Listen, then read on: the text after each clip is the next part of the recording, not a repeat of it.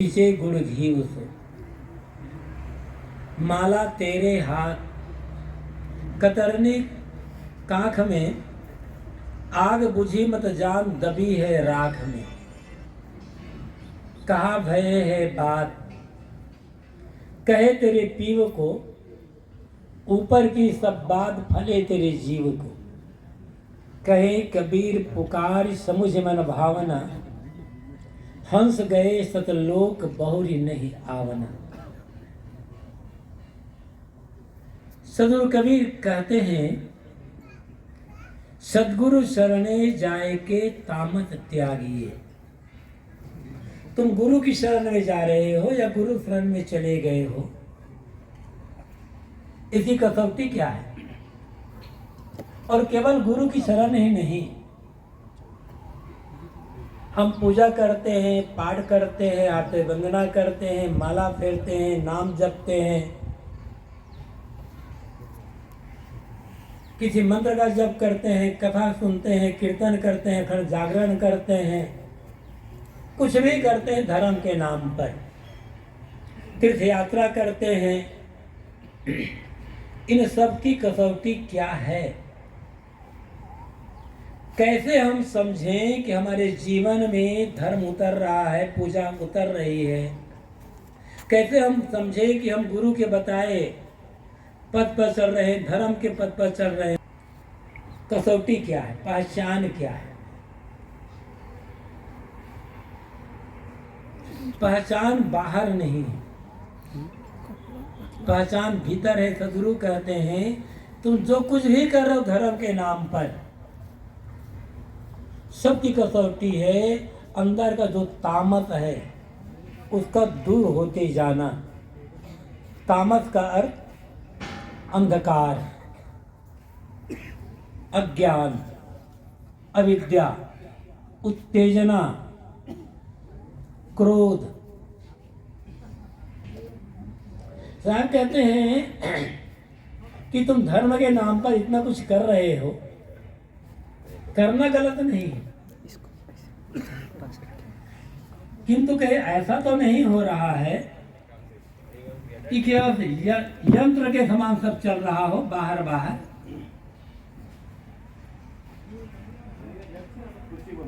हम यांत्रिक बन जाते हैं, कोई नाम जपने लग गए, कोई मंत्र जपने लग गए, कोई पूजा जप करने लग गए, ठीक है, लेकिन उस मंत्र जप, उस नाम जप, उस पूजा की सार्थकता किसमें है? लोभ छूटा नहीं, मोह छूटा नहीं, झूठ बोलना छूटा नहीं, गाली देना छूटा नहीं, अपशब्द कहना छूटा नहीं, क्रोध करना छूटा नहीं, अंदर अज्ञान जो का त्यों बना हुआ है। कैसे माना जाए कि हम गुरु की भक्ति कर रहे हैं, भगवान की भक्ति कर रहे हैं या धर्म के रास्ते पर चल रहे हैं? कसौटी क्या होनी चाहिए? हम दुखी हैं, हर आदमी दुखी अपने अपने ढंग से। दुख का प्रकार अलग अलग हो सकता है, लेकिन दुखी सब है।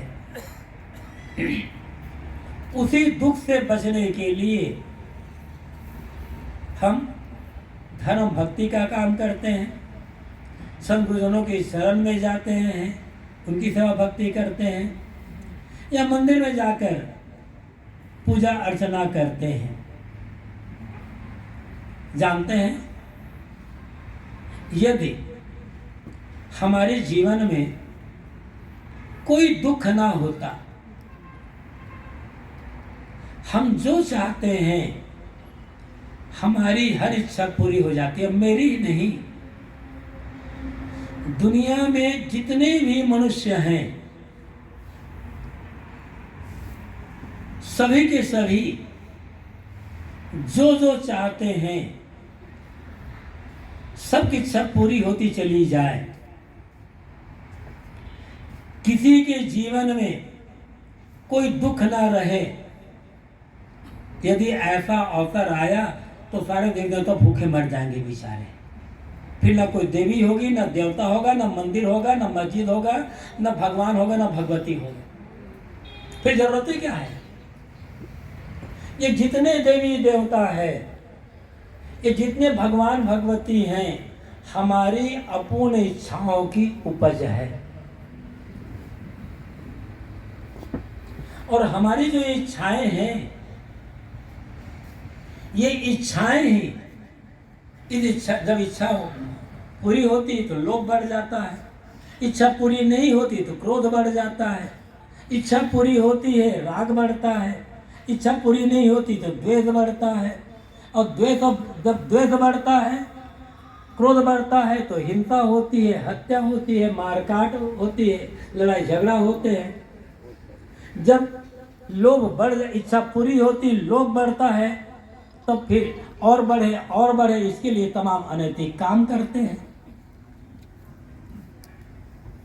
सही ढंग से नहीं होता तो गलत ढंग से करते हैं, नहीं होता तो फिर गुरु देवी देवता भगवान भगवती शरण में जाते हैं। तो हर आदमी दुखी है।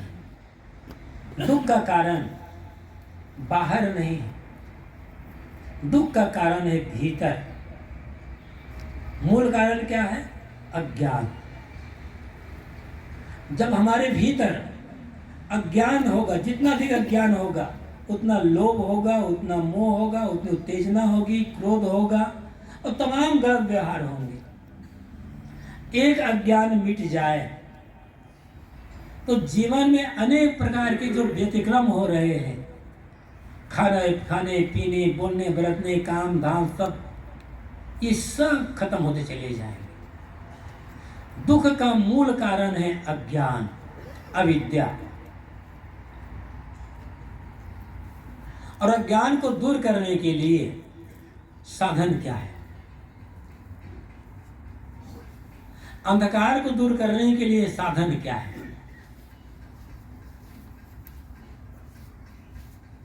अंधेरा हो गया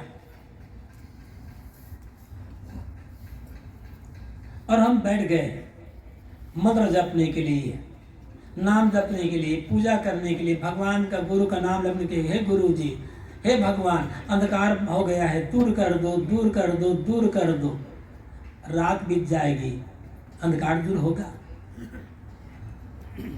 कुछ भी करो, कभी दूर नहीं होगा। करना क्या है? न मंत्र जपो, न माला जपो, न नाम जपो, न किसी की पूजा करो, छोटा सा दीपक जला लो। हम दीपक नहीं जलाते, बहुत कुछ करने लग जाते हैं। ऐसे ही हमारे दुख का कारण हमारा अज्ञान। वो अज्ञान दूर कैसे हो, इसके लिए हम प्रयत्न नहीं करते और बहुत कुछ कर रहे हैं। ये बहुत कुछ करना गलत है, मैं ये नहीं कह रहा हूं, करें, लेकिन मूल समस्या क्या है, दुखों की जड़ कहाँ है, ये समझना होगा। और वो है अज्ञान। उसे हम दूर करने का प्रयास नहीं करते। आप मंदिर जाते हैं, अच्छी बात, जाए, जाना गलत नहीं है, मंदिर बनाना गलत नहीं है, लेकिन मंदिर जाने का अर्थ क्या होता है और वास्तविक मंदिर क्या है, ये भी समझने की आवश्यकता है। मंदिर जाते हैं, वहां किसी भी महापुरुष की मूर्ति हो, मूर्ति तो हमारी भावना से बनती है, कोई मूर्ति छोटी बड़ी नहीं है, सब बराबर है। वहां किसी महापुरुष की मूर्ति है, भावना है लोगों की भगवान है, तो वहां लोग दीपक जलाते हैं। रात्रि का समय हो, अंधकार हो और वहां दीपक जला दें तो बात समझ में आती भी कि अंधेरा था, लोग आते तो भटक सकते थे, ठोकर लग सकती थी, किसी चीज में पैर पड़ सकते थे, पैर कर सकते, चीज बिगड़ सकती थी। तो रात्रि के समय किसी मंदिर में दीपक जलाना तो बात समझ में आती है, किंतु सूर्य निकल चुका है, पूरा प्रकाश फैला हुआ है, फिर भी हम मंदिर में जाकर दीपक जला रहे हैं। क्यों? कभी सोचा है कि मंदिर में बैठे भगवान को दीपक की आवश्यकता है। हम मानते हैं, लोगों की मान्यता है कि भगवान तो पूरी दुनिया को प्रकाशित करने वाला है, पूरी दुनिया में प्रकाश फैलाने वाला है, जो पूरी दुनिया को प्रकाशित कर रहा है, उसके लिए हम दीपक जला रहे हैं। क्यों जला रहे हैं? एक धारणा है, परिपाटी है, परंपरा, अच्छा लगता है, लेकिन हकीकत यह है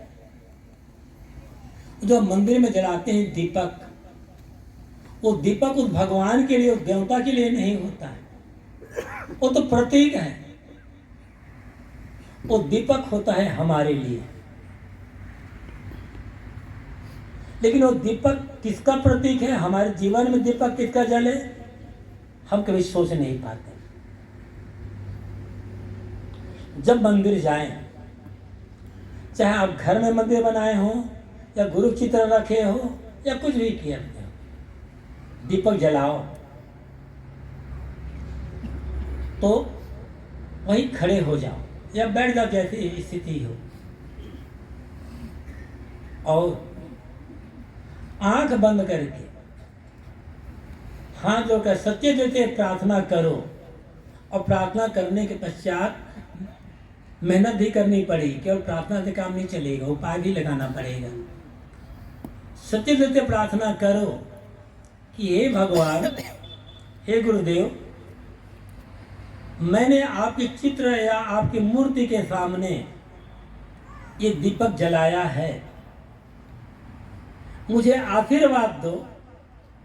जैसे मैंने दीपक जलाया है ऐसे ही मेरे हृदय मंदिर में ज्ञान भक्ति धर्म का दीपक जल जाए। अब फिर देखो जीवन में आनंद आता है या नहीं आता है। हमने मंदिर में दीपक जलाना सीखा, लेकिन हृदय में ज्ञान का दीपक जलाना हमने सीखा नहीं। हमें पता ही नहीं है कि वहाँ दीपक जलाना चाहिए। और जब तक हृदय मंदिर में ज्ञान का, धर्म का, भक्ति का, प्रेम का दीपक नहीं जलेगा, बाहर के मंदिर में एक नहीं 1,00,000 दीपक जला लो, रहोगे दुखी के दुखी। कोई परिवर्तन नहीं आएगा जीवन में। हम बाहरी कर्मकांडों में उलझ करके रह गए हैं। ये कर्मकांड तो एक खिलौने के समान है, करिए, किंतु साथ साथ हृदय मंदिर में ज्ञान भक्ति धर्म का दीपक जलाना होगा। ज्ञान, तथ्य, बोध, जो जैसा है उसको उसी रूप से जान लेना। जानकारी ज्ञान नहीं है या विद्वता ज्ञान नहीं है, याद रखना। पढ़ लिख करके, सुन करके जानकारी होती है, पढ़ लिखने से विद्वता आती है, किंतु विद्वता ज्ञान नहीं है। ज्ञान बिल्कुल ही अलग है। विद्वान हो जाना और ज्ञानी होना, दोनों में जमीन आसमान का अंतर होता है। हम विद्वान को ज्ञानी मानने की भूल करते हैं, और हम पढ़ लिख कर थोड़े बहुत जानकारी कर ले, हम मान लेते हैं हम तो बड़े ज्ञानी हो गए। ज्ञानी नहीं हुए हैं, विद्वान हुए हैं। बिरले बिरले होते हैं जो विद्वान भी होते हैं और ज्ञानी भी होते हैं। या तो लोग ज्ञानी हैं या तो विद्वान हैं। विद्वान होने के लिए आपको विद्यालय जा करके, किसी गुरु के पास रह करके, अध्यापक उस्ताद के पास रह करके पढ़ना पड़ेगा। कितने के लिए किसी विद्यालय में जाने की आवश्यकता नहीं है। ये पूरी, उसके लिए पूरी दुनिया ही विद्यालय है। ज्ञानी होने के लिए जीवन को पढ़ना पड़ता है, अपने मन इंद्रियों को पढ़ना पड़ता है, स्वभाव को पढ़ना पड़ता है। तो ज्ञानी होना अलग है, विद्वान होना अलग है। ज्ञानी दुखी हो सकता है, होता ज्ञानी दुखी नहीं होगा, विद्वान दुखी हो सकता है, वो होता है। दुख है जीवन में तो समझ लेना मेरे भीतर ज्ञान का अभाव है। विद्वता हो सकती है, कई भाषाओं का आप जानकार हो सकते, कई विषयों के आप प्रवक्ता हो सकते हो, लेकिन दुख है चीजों को देख करके मन में लोभ आ रहा है तो समझना मैं विद्वान तो हूं, ज्ञानी नहीं हूं। दुखहीन मन, लोभ ना हो, मोह ना हो, क्षोभ ना हो, ये ज्ञान की परिभाषा है, ये ज्ञान को जीना है। ज्ञानी और विद्वान में अंतर समझ सकते हो। ज्ञान, पहले विद्वान ले ले। विद्वान